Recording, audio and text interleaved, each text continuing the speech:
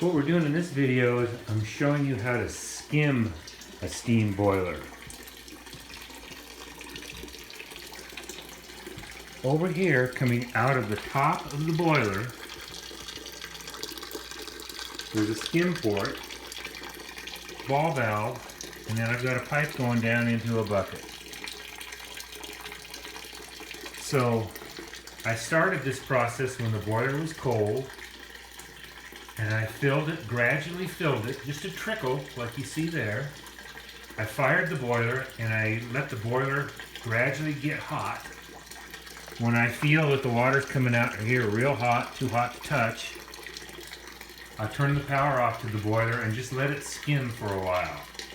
And so what you're trying to do is you're trying to get all the oily residue in the water inside the boiler from all the pipes and the manufacturing and all that stuff. You're trying to get it nice and hot, get the oil loosened up, float to the top of the water, and let it float right out the top. So this is a process. Sometimes it takes an hour. I probably do this for an hour today. The boiler's been in operation for a couple of days.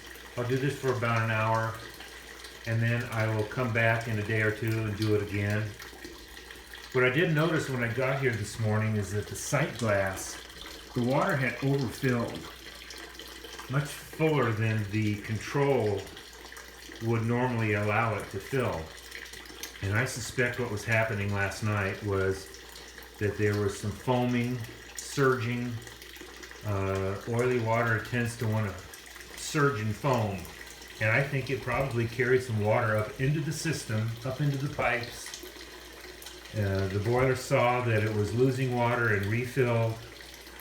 And then when it cooled down and everything ran back to the boiler, it had been too much water overfilled it. So I'm thinking that's what happened. The homeowner didn't say that she heard any gurgling or spitting or noise, knocking, anything like that. So we're going to skim this today, get it back to its proper water level, and let it go for a couple of days. We'll come and check it again.